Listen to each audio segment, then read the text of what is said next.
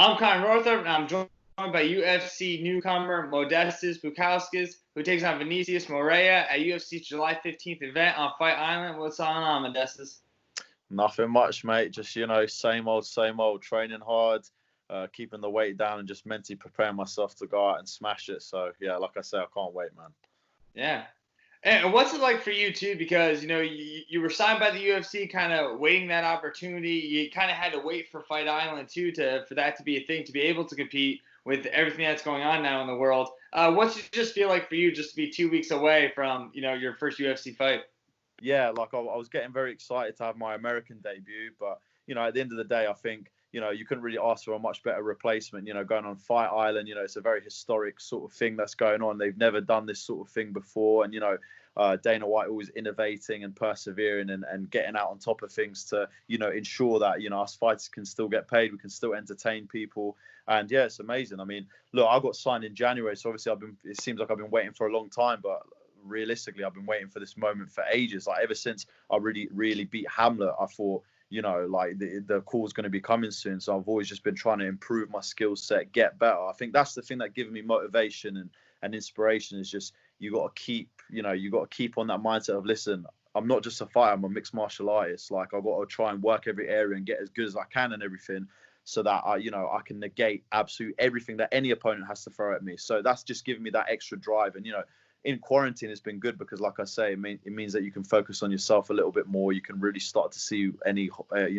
sort of weak areas that you need to work on. So, yeah, man, it's been a long time, but I knew it was always going to happen. And obviously, it's just the excitement is now just starting to rear up. As you say, only really like pretty much just over 2 weeks left. So, the spirits are high. Everyone in the house is excited. Just screaming Fight Island randomly. My stepmom's probably getting a little bit annoyed with me and my dad just saying it randomly throughout the house. Do you know what I mean? So yeah, no, it's good, man. Like I say, I'm glad that I've been able to keep my motivation like throughout the time, just because of me wanting to just improve myself, anyways. Yeah. Based on like what you just said too, I mean, do you feel like this pandemic like slowed you down at all? Like it doesn't really seem like it did. Not at all, mate. I mean, listen, when my dad invested to make a gym downstairs, so like we bought a garden off of our neighbor, and then it was like some really crappy summer house, like flimsy walls and stuff like that, and then next thing you know, it got to a point where we're like, well, why don't we just turn this into a bit of a training facility? And ever since then, I mean, I pretty much got my gym like literally just walk down the stairs and you're out training and stuff like that. So and not only that, having your head coach living in the room right next to you, you couldn't really ask for a much setup. Nothing really much changed. The pad work was all the same because I do that quite a lot with him anyways. The game plan, the drilling as well, I was able to do a lot more of, like go over the techniques that I wasn't so sure of. So everything. I mean, listen, it's slow. Like in terms of me training with people, obviously at the beginning I had to sort of cut that out a little bit more, but I was able to go on runs then. I was able to work on my cardio even more so. So there's a lot of things that, like I say, I'll take a lot of positives out of it. There's always a blessing in disguise. You just got to try and find, go through all the debris and find out what that exactly.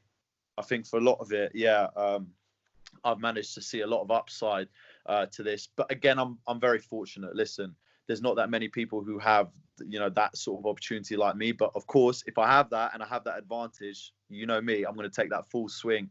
And like I say, it's been great. Yeah, awesome. And obviously the fight's on Fight Island, and I feel like everyone's imaginations kind of ran wild when the UFC first came out with like this concept. And for you, like, were you surprised to find out that it was Yas Island in Abu Dhabi?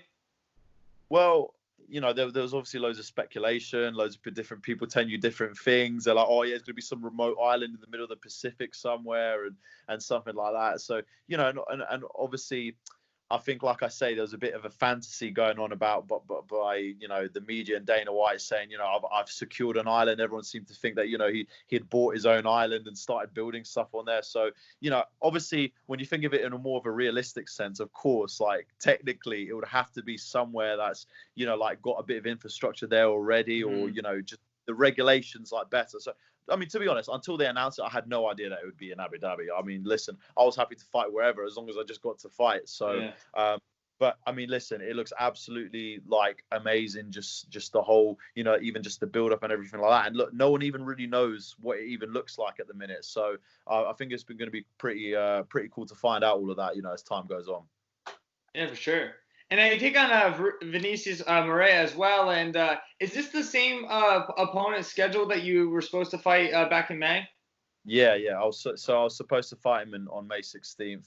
And then they just pretty much rescheduled it. I mean, I was prepared if they were going to try and change it on me, but luckily, realistically, in my last, I would say 3 fights, we've been preparing for a very similar opponent, a very extensive grappler. So, I guess I've been blessed to really work on those particular areas, because now I feel like I'm at the peak of my technical knowledge to fight an opponent like Vinicius. Yeah. Was there any other names kind of like tossed around before him? I don't. I mean, listen. That was the name that my manager said that's who we're trying to get. But I mean, listen. It could have been anyone. It could have been Paul Craig. It could have been someone who's had like or they're going for their debut or whatever. It could have been really anyone. I had absolutely no idea. I mean, I feel like it probably would have been someone who's only had 1 fight or 2 fights or whatever. But listen, obviously, at the end of the day, whoever they're going to put in front of me, I was going to go out and prepare and go out and beat. So, like I say, I'm always getting prepared for whoever. Mm-hmm. How much do you like this matchup? Listen, mate. It's my UFC debut, so just the fact that you're fighting in the UFC, you're getting to wear the Reebok stuff, and stuff like that is absolutely amazing itself. I really like this matchup. Look, at the end of the day, everyone knows that he's a very extensive grappler. He's very good on the floor, very good at what he does. He seems to suffocate opponents on the floor. He knows what he's doing, and stuff like that. You've seen all his wins, all by submission. He just knows what he's doing. He can get you right up. He can get even the best fighters up against the cage. I mean, every fight they had in the UFC, he managed to get all of them up against the cage. So, at the end of the day, he's good at what he does, but where his weak areas are clearly evident, So I understand you're going to be working on it, but just how much better they're going to get in the short space of time that you have in between fights and what you're doing in between those fights. An 8-week fight camp ain't going to eradicate all the problems you've been having before. So, at the end of the day, I feel like I will have the prowess in the striking department. And not only that, in the takedown defense department. I believe he won't even be able to get me by the cage, and I'll be able to stuff all of his takedowns. For me, I just want to pick away at him slowly and go and suffocate him from the stand-up to make sure he literally can't do anything. For me, this is a matchup where I have the opportunity to show a higher level and pretty much more of my skill set. Like I say, in my last couple of fights, I was very, stressed on the takedown defense because their wrestling was like on another level. And, not to say that Vinicius' wrestling isn't good, because he obviously is very good to get people down, but I feel I'll be able to overcome that. And like I say, land my shots. So this is the fight that you will see that I'm able to show, closer to what my real skill set is all about. Yeah. Do you feel like this is almost kind of like a perfect like debut for you too, like as far as an opponent? Because you look at him too, and it's like even though he does have 3 losses in the UFC, he still has 3 fights in the UFC. Like he is a 3-time veteran there. So like for you too to have that kind of matchup where it does match up stylistically, but he also kind of, not so much a name, but just a guy who's seasoned. I mean, do you think that's like kind of setting up perfectly? Well, yeah, 100%. I mean, listen, obviously, as fighters say all the time, obviously, you just got to keep going through the ranks and beat anyone they put in front of you, because that's what's going to get you noticed in the first place. But yeah, like I feel, obviously, the fact that he's already had 3 fights, and the thing is, people look, sort of look past him because he's had 3 losses. But listen, look at the guys that he's fought, and at the same time, look at sort of how well he's able to implement his own game plan for those particular. Obviously, when his game plan then sort of faltered, or the guys were just a little bit step up better than they were before, then of course he sort of faded after that. But like I say, this is the perfect time for with everything. The perfect time for the Lithuanian media to have a Lithuanian fighter finally go out and perform in the UFC. This is the perfect time in terms of my age. I'm 26. I'm fresh. I'm young. I'm ready to go. And like a guy that's been already in the UFC's eyes quite a lot before. Obviously it would mean a lot to me to go out and put on an amazing performance, because then it'll set me up nicely for any other fights. But of course, I'm looking like at this fight as him being the best fighter in the whole of the UFC. For me, I'm training for him as if all his skill areas are good.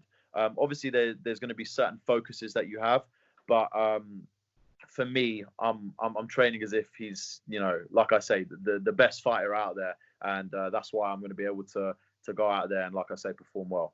Yeah. And just going off like what you said before too, I mean, I know you lived in England, most of your life, but how much pride do you take in, being Lithuanian? Oh, massively, mate. I mean, listen, quarantine, like I said, massive blessing in disguise. I've been looking over my Lithuanian a little bit more, trying to catch up on it, get better at my language and stuff like that. Because, although I left when I was 3 years old, like, it's my heritage, it's where I'm from. Like, my name is not English, you know what I mean? By any stretch, you know what I mean? So, at the end of the day, I'm very patriotic towards my own country. When I lift the Lithuanian flag, it sort of gives people like a different, like, where's he from? Like, what's he doing? And stuff like that. And the fact that, they've never had a Lithuanian really like fight on a card out in the UFC. It's just, it's a massive deal. Obviously, I represent both countries because, like I say, it's the line that keeps popping up with me, born in Lithuania, but bred in Britain. But at the end of the day, Lithuanians are warriors. We've always been fighting and working to overcome situations. Being such a small country, we've managed to do that. I mean, to be like one of the top countries in basketball and stuff like that, for such a small country and stuff like that, we're good in these areas. But it's now just the time to go out and fully, like I say, fully show it out. And because the media's been paying more attention because it's a UFC fight, it's not just now cage war or anything like that. It makes more of a boom, and like for me, that's massive. And like I say, as my language sort of gets better with it, and because I can understand it quite well, just the speaking part's not too great. Obviously, I think the accent sort of overrides a lot of the things that I say, and you can tell I sound foreign from that country. But at the end of the day, as time goes on, not only will my language get better, but the whole scene of MMA in Lithuania, I do feel, is also gonna compound and get bigger as well. Yeah. Do you kind of see that too as an opportunity to kind of tap into like maybe like a fan group, like a fan base that hasn't really been tapped into as far as like Lithuanian like MMA? Oh, 100%. I mean, listen, before this fight got announced, I had so many people message me, so many Lithuanians, a lot of English people as well. But obviously, like your native country, and people messaging me from all over, like people that I didn't know, like you had like news outlets and stuff like that. So yeah, I definitely feel like I could tap into that market even more, because when you go out there and you start performing and it goes out in the news even more, like, oh, one of our countrymen is now doing well, that gives me even more inspiration, more motivation to go out and make our country proud. I'll be able to lift the flag at the end of the fight and stuff like that. For me, that's like a massive and special moment that, like I say, I can't wait to have. So all I've got to do on my part is go out and perform, which is why I've been literally working my ass off, getting ready so that I can finally show everyone what we're all about. Yeah. And I was reading too that you actually came to Louisiana for 2 years and to play basketball. What was that like too, like going to high school here, and what was kind of the goal there? Like, were you hoping to like play, like get a scholarship and play in college? But yeah, so it was a massive culture shock. Like I said, I felt like I was in a modern day episode of Saved by the Bell. You got like freaking cheers on the side, you got the jocks and all that, and like, not to say like nerds or whatever, but what I'm saying, like, it was very like, they're very supportive though. That's one thing I found. They take their sport very serious. Like, you guys have got it good. If we had that in England, oh boy, like, I'm telling you, like, things would be a whole lot better for even the experience for people in this country. Like, when I went out there, I'm like, people just take a whole different perspective to everything. The community's so large, like the sponsors and stuff like that was insane. Even when I went to train at Jackson Wink, like, a couple of the fighters said they had about 5 or 6 sponsors, and I was like an amateur champion at that point. I'm like, why have I got no sponsors? Do you know what I'm saying? Yeah. So it's like mad. Like, everyone really gets behind everyone in the community and stuff like that. It was crazy. I mean, listen, going out there by myself, stuff like that. I was trying to get a Division 1 scholarship. That was my goal. I was ineligible the first year to play, but I was on the team and I trained with them. And then the second year, I actually tried my hand at American football. I played defensive end, and I had to quit halfway through the season just because it overlapped with basketball. And I'm like, listen, if I came there for basketball, I've got to concentrate on that as opposed to, trying to go into a sport where really I have no experience, even though I started after, never having played before. But as a defensive end, I think I had like 3rd most tackles on the team behind 2 of the linebackers. So, it showed that I did have quite a talent for that. Maybe if I would have kept on going, I could have went to like a AA school or something. But at the end of the day, yeah, I was looking to get a scholarship. I had like a Division 3 school sort of like look at me and see, but at the end of like my experience out there, I really sort of just, me and my dad decided, listen, this is your last chance to make it big as an athlete, and really show yourself out as what you can do. What I noticed is that my athleticism went up massively whilst being out there. Like the strength and conditioning was second to none. Like literally, we had like NFL coaches and stuff like that coming in. My bench max when I went there was 185 pounds. When I left, it was like 255. So Wow. you can imagine like the dramatic increase, like the techniques. I learned how to power clean properly. I learned all the different movements. Like it was just really like, I'm talking, they really specifically wanted. I mean, listen, we got to state semi-final. We played against a team that, we lost them, but we played against a team that had about 6 Division 1 players from that team. They were like ranked in the nation and stuff like that. So look, at the end of the day, it's just a completely different culture.